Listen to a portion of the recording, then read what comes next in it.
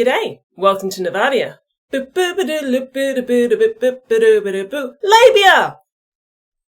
Okay, now that I have your attention again and I'm recycling old jokes from a month ago, I think this is probably another opportunity to say, if you don't want your children to be learning about the female anatomy, it might be a good time to go and see this video up here.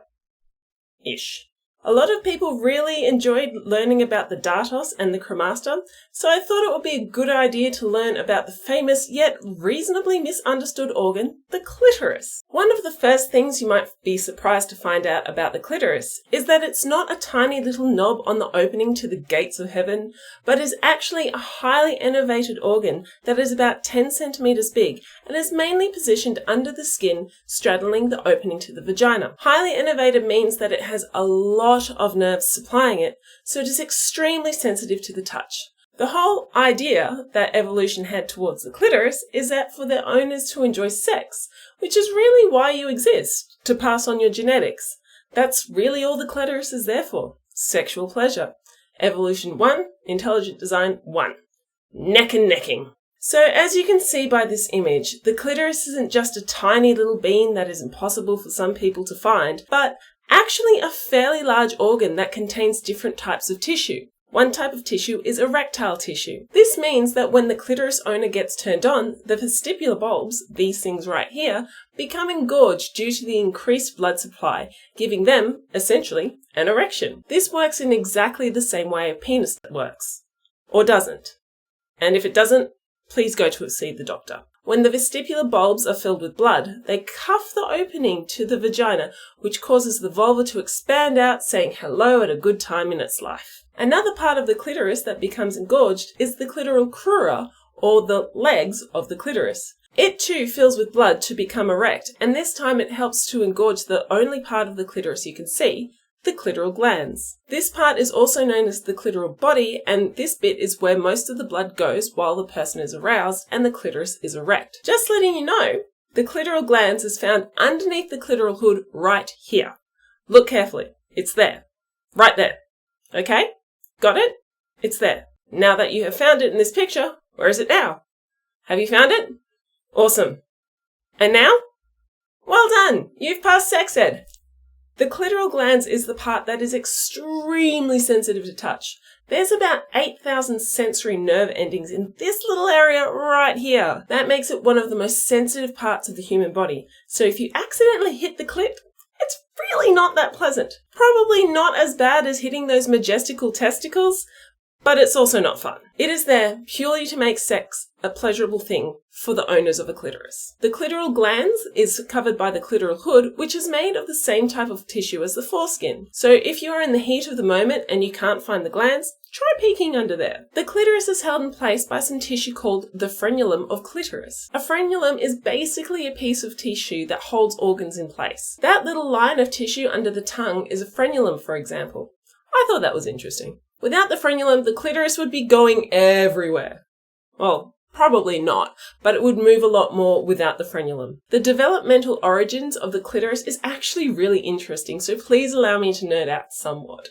During development in the womb, the Y chromosome contains a sex-determining gene called the SRY gene and kicks in at about 8 or 9 weeks development. If it isn't activated, the default in human biology is female. In embryonic development, there's a thing called a genital tubercule, which develops at 4 weeks in the embryo, which eventually becomes a primordial clitoris or penis. If the embryo hasn't been exposed to androgens or hormones associated with male development, such as testosterone, the genital tubercle becomes a clitoris. Because the origins of the vagina and the penis are both from the same organ during development, they have similar structures. For example, the vestibular bulbs are homologous to the bulb of the penis, which is found on the base of the penis and is located above the scrotum. The clitoral glans is also analogous to the tip of the penis as well.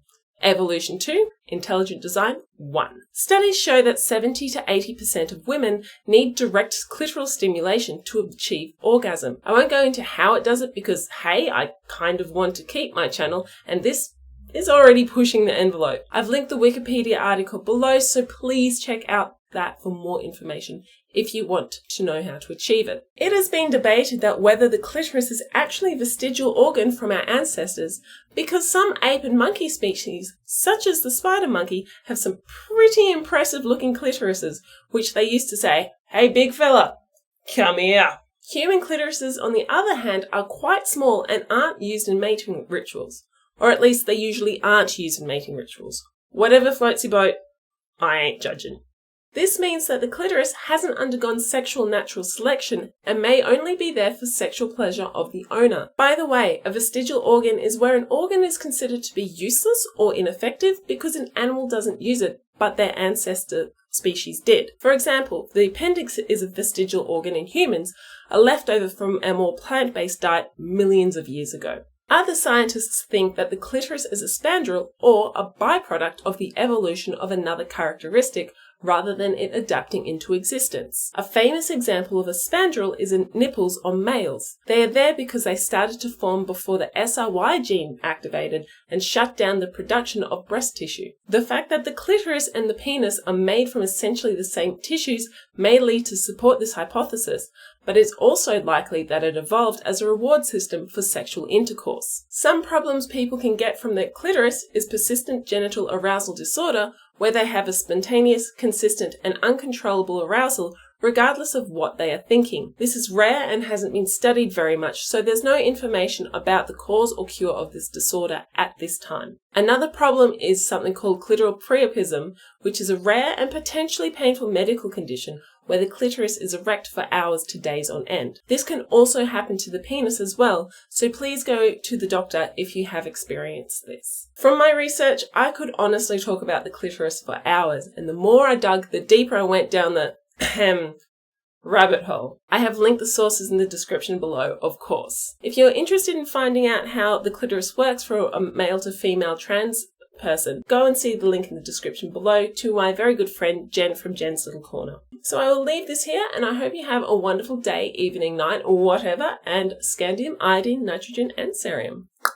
I also want to say a special thank you to my ever wonderful patrons, especially my $10 Redback Spider patrons, Aided Furball, Lauren Hart, Amanda Vogue, Ross Devereux, and Mary Civitano. I would also say thank you to my $20 Platypus patrons, but both of them became my $35 Irukandji patrons, so a big thank you to Atheist Pastor and Jassa G. I hope you all learnt something useful today, mainly where the clitoris is. Now you have no excuse. Don't forget, if it's not on, and also no means no. Please stay safe and happy.